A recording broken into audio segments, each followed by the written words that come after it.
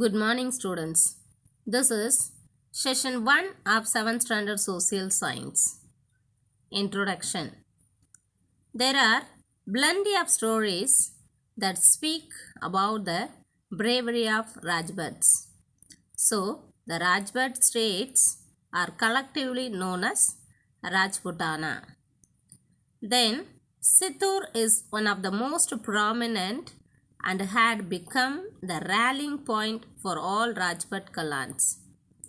Rallying means meeting point for all the Rajput clans.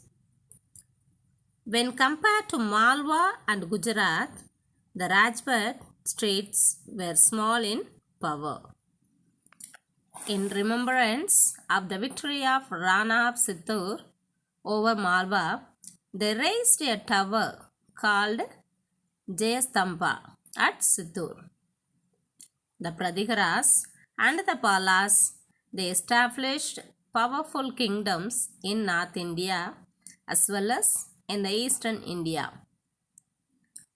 Okay, students, let me explain about the emergence of new kingdoms in North India. Before entering into the lesson, first we have to know from where the Rajputs originated. The word Rajput is derived from the Sanskrit word Rajputra, which means succession of the royal blood. Succession means descendant from the royal family. So it is a Sanskrit word which means succession of the royal blood.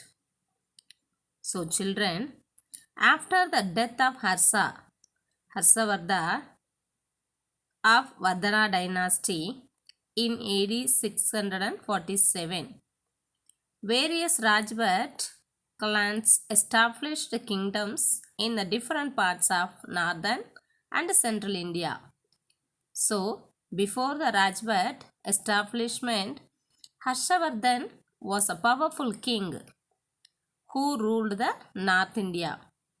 So, once after his death, the Rajput clans divided among themselves and they started to establish their rule in different states. There are three principal houses of Rajputs. First one is Suryavanshi, are the rays of the sun. Second is Chandravanshi, are the rays of the moon. Third one is Agnigula, are the rays of the fire god. So it is believed that the Rajputs originated from these three races. There are totally 36 Rajput clans were listed by the Oriental scholar James Dart in AD 1829. Clans means the groups or the race. Among them, 4 claimed a special status. They are the Pradiharas, the Chaugans, the Chalukyas. This Chalukyas is different from the Deccan Chalukyas. In Deccan, also one Chalukya dynasty, it is different from the north. It is known as Cholangis. The Paramaras of Bevas. So, children, among the 36 Rajputs clans, these 4 got special status in history. Now, let's talk about Pradihara dynasty, which is also known as Gurjara Pradihara dynasty. This is the place where Pradiharas established their rule, starting from Gujarat. That's why it is also called Gurjara Pradiharas. Gurjara Pradiharas, they belong to Agnikula origin. In the 6th century AD, the Gujarat dynasty foundation was laid by the Harichandra. He is a Pratigara ruler. So the first ruler to lay the foundation of Gujarat dynasty is Harichandra. Next, Nagapata I was the first and important ruler of Pratigaras. Students, make a note of it. Why he was regarded as a prominent ruler means he ruled over Proj and Jodhpur and extended his power till Gwalior. During his period, he prevented the Arabs from their entry into India. So Nagapata I was considered as a prominent ruler of Pratigaras.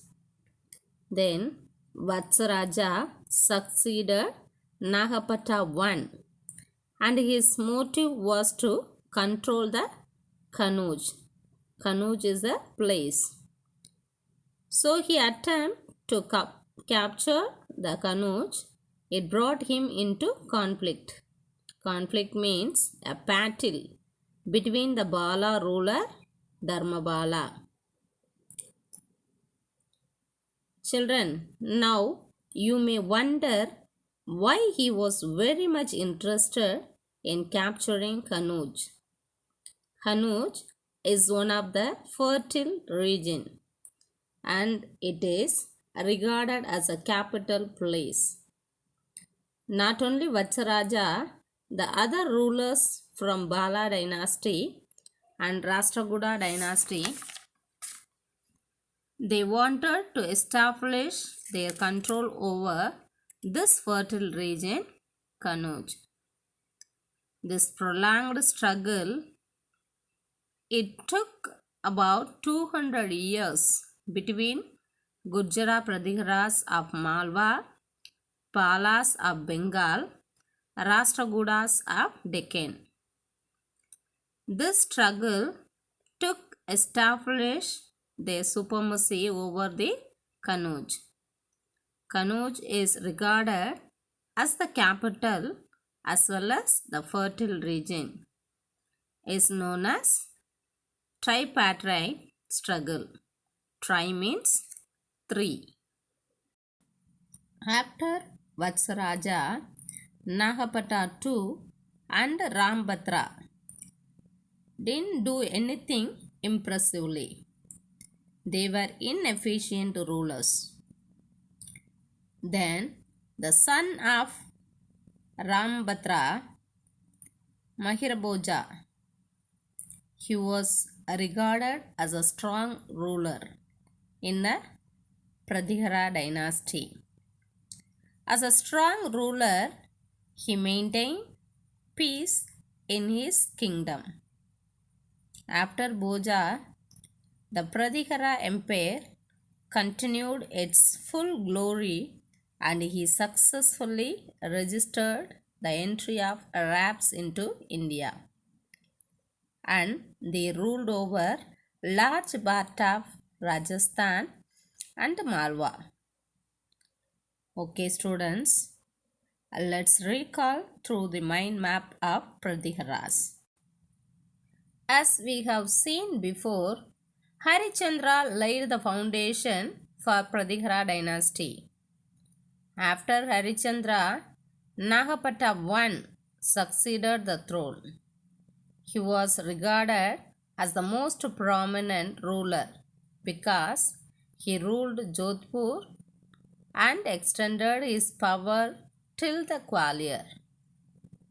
After Nagapata I, Vatsaraja succeeded the throne. His motive was to control over the Kannauj. After Vatsaraja, the Nagapata II and Rambhadra were inefficient. They didn't do anything impressively.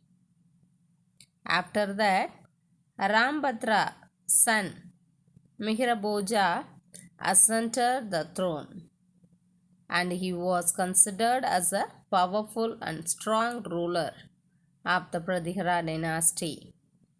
So children, these are all the rulers of Pradihara dynasty. Okay students, I hope you are clear with this.